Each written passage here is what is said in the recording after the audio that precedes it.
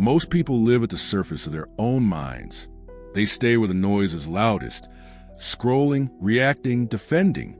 They think the obvious thoughts, chase the obvious pleasures, and then wonder why life keeps giving them the same tired reactions.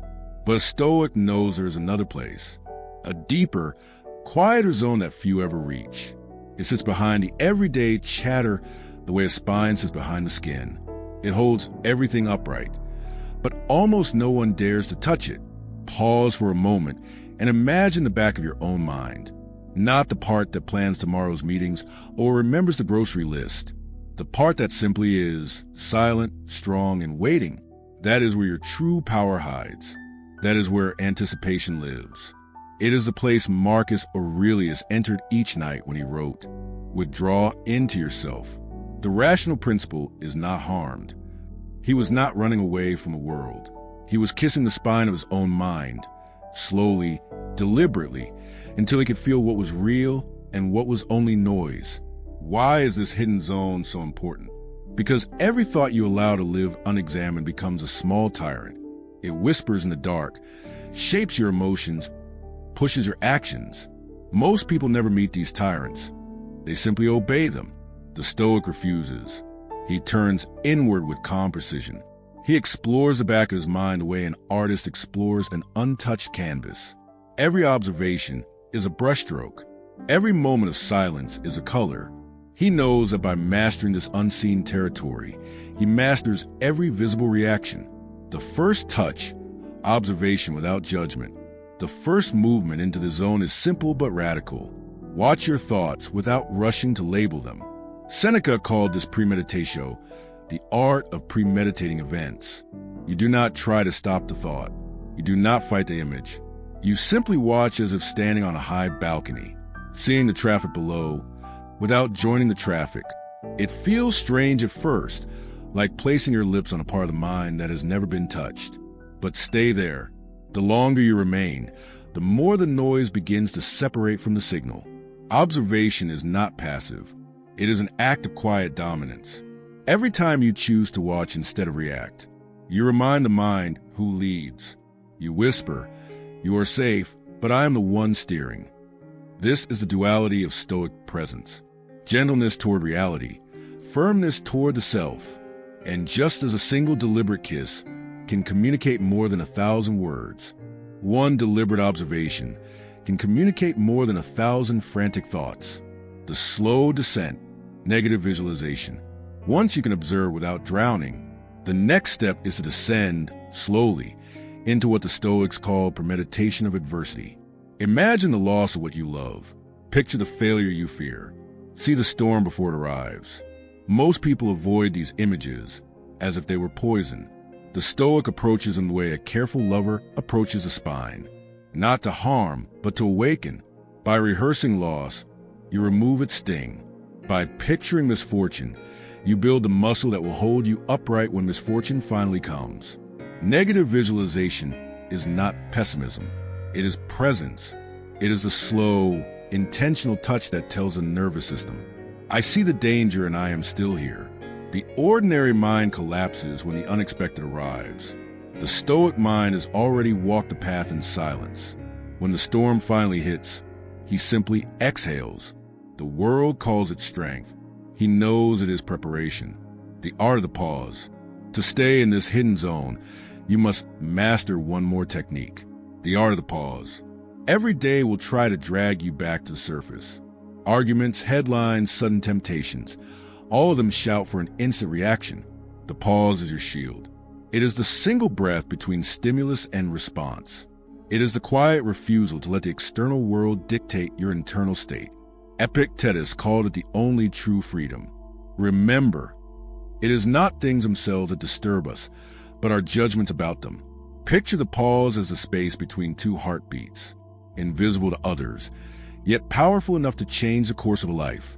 In that instant, you can choose virtue over impulse, wisdom over anger, direction over drift. The crowd sees only your calm face. Inside, the back of your mind is alive with silent command. Why few ever go here?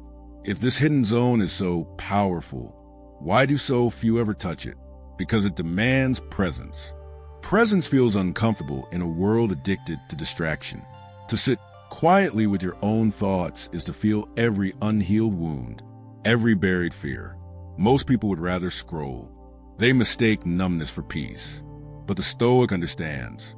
Numbness is only the absence of sensation, while peace is the mastery of sensation. Entering the back of the mind is an act of courage.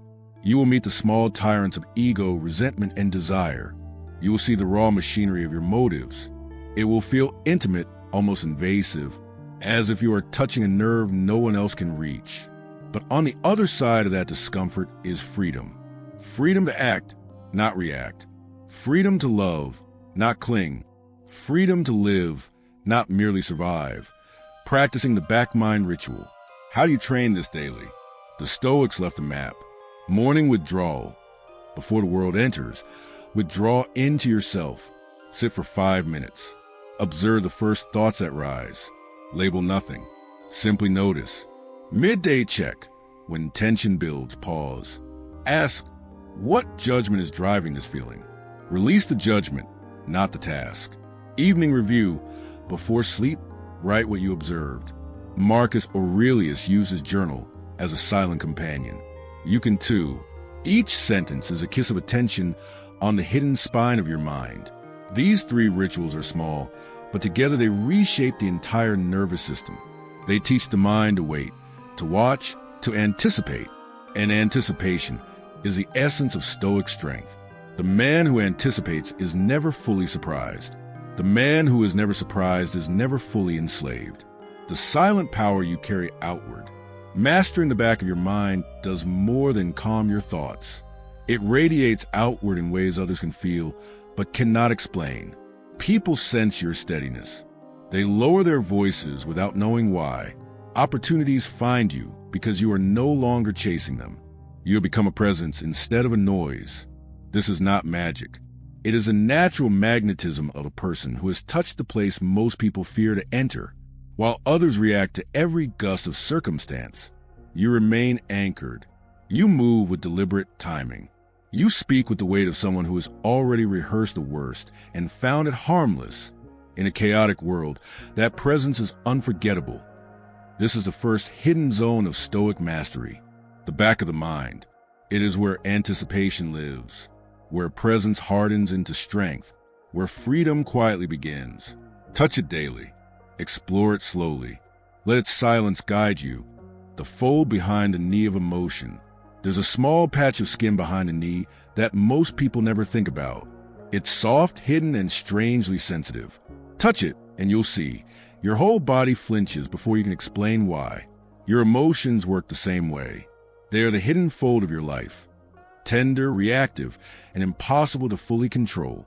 Most people spend their days either running from that sensitivity or indulging it. They chase pleasure when they feel lonely. They explode in anger when they feel threatened. They let fear dictate their choices, all while pretending they're in control. A Stoic knows better. A Stoic understands that the goal is not to kill emotion, but to touch it deliberately, to know where it hides, and to train the reflex. Because if you can master the fold behind the knee of your own heart, you become untouchable. 1. Recognize the hidden trigger. Marcus Aurelius wrote, "You have power over your mind, not outside events." Realize this, and you will find strength. But how do you realize it if you don't know where the trigger lives? The first step is to notice what makes you flinch. What topic instantly puts heat in your chest? What insult makes your face burn before you can think? What fear makes you tense even when you're alone? These are not random. They are pressure points. They tell you exactly where your ego is hiding. Most people avoid these spots, hoping they'll go away. The Stoic leans in, not to suffer, but to understand. Awareness is the first act of power. 2. Practice voluntary discomfort. Seneca recommended practicing poverty, spending a few days eating simple food, wearing rough clothes, and asking yourself, is this what I feared? Why? Because by touching the fold behind the knee on purpose, you teach the body not to panic when life does it for you. You don't have to sleep on the ground or starve yourself. Start small. Take a cold shower. Leave your phone in another room for an evening. Speak an uncomfortable truth to someone you respect. Each time you do, notice the surge of emotion. That tightness, that is the reflex losing its grip. That is you becoming harder to shake. 3. Separate pain from story. Epictetus taught that people are disturbed not by events, but by their opinions about events. The sting behind the knee isn't the touch, it's the meaning you attach to it. When someone criticizes you, it's not the words that hurt. It's the story, they think I'm worthless. When you feel jealousy, it's not their success.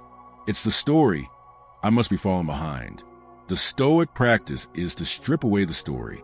Say to yourself, this is only a sensation, a vibration in my chest, a tightening in my throat. Name it without judgment. Let it rise and fall.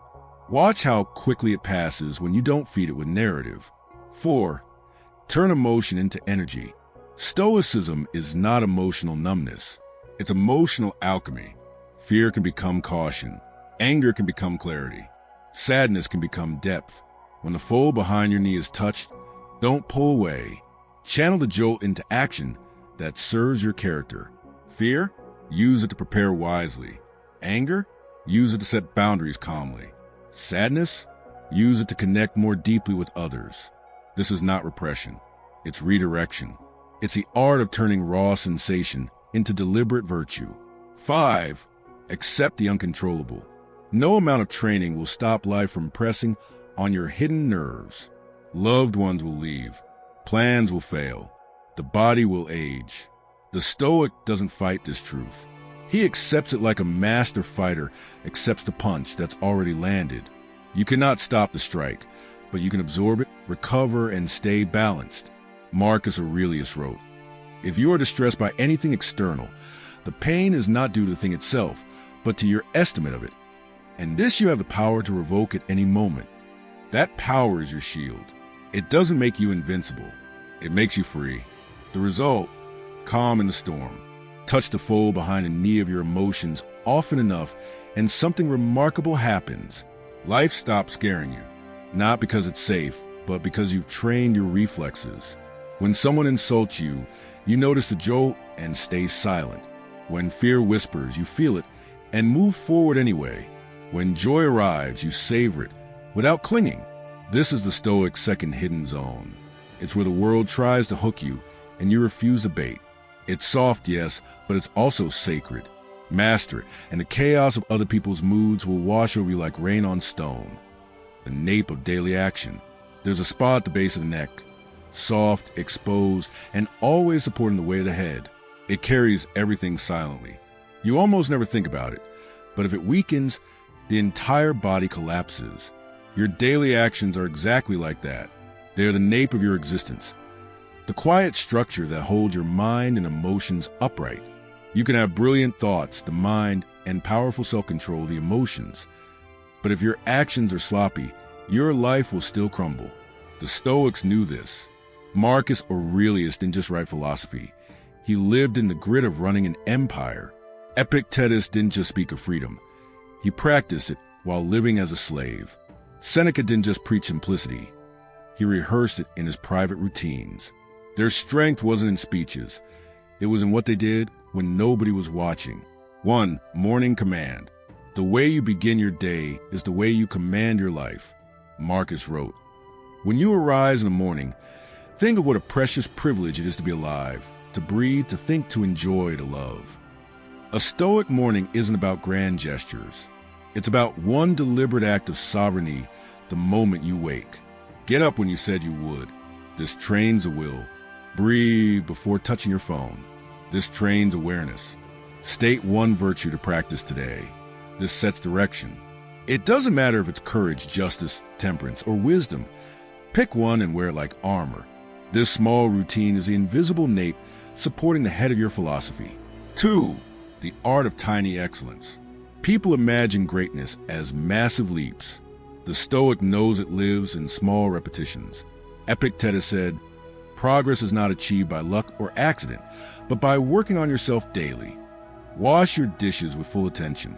Speak clearly and without hurry. Close doors gently instead of slamming them. Keep promises, especially the ones you make to yourself. Each action seems trivial, but together, they build a backbone of character stronger than any speech. Neglect them, and the entire philosophy becomes a hollow performance. 3. Anticipation over reaction. The nape of daily action is not just about doing, it's about timing. A strong neck anticipates movement before the head turns. Likewise, a Stoic anticipates challenges before they arrive. Seneca advised nightly reflection. When the light has been removed and my wife has fallen silent, I examine my entire day, going back over what I have done and said, hiding nothing from myself. Each evening, ask, what tested my patience today? Where did I succeed in self-mastery? Where did I fail? And how can I prepare for tomorrow? This isn't self-criticism. It's strategic rehearsal. You're strengthening the unseen muscles that keep you balanced when life suddenly jerks your head. 4. Serve a purpose greater than you. A neck doesn't hold itself up for its own sake. It supports the head so the eyes can see. Your daily actions must serve something beyond ego. Marcus reminded himself, what is not good for the beehive cannot be good for bee. Ask daily, who benefits from my effort? How does my work relieve suffering or add virtue to the world? What am I building that will outlast me? When your habits align with a purpose greater than personal gain, even mundane tasks, typing an email, cleaning a floor, studying late, become acts of sacred duty. 5. Protect your energy. The nape carries weight all day. Strain it, and everything else falters. Likewise, careless habits drain the very strength you need for Stoic living. Guard your attention like treasure. Limit gossip and empty noise. Rest deliberately. Fatigue breeds weakness of will. Remember Epictetus. No man is free who has not mastered himself. Freedom is not endless hustle. It is disciplined energy applied to what matters most. The quiet power. The nape of daily action doesn't ask for applause. It simply supports the head and keeps you standing. When you master this hidden zone, your mornings sharpen your purpose. Your evenings refine your wisdom. Your habits speak so loudly that you no longer need to. People will sense something unshakable in you without knowing why. They'll feel the steadiness in the way you move, speak, and even stay silent. That is a Stoic signature. Quiet strength built on invisible routines. Closing the circle, you now see all 3 hidden zones. The back of the mind, where thoughts are trained into silence. The fold behind the knee of emotion, where reflexes are mastered into calm. The nape of daily action, where habits quietly decide your destiny. Touch each zone deliberately. Strengthen them daily. Live as if every small choice echoes for eternity. Because it does. The world will still twist, tempt, and test you. But with a trained mind, a master heart, and a disciplined routine, you'll stand like a pillar in a storm. Silent, grounded, and unforgettable.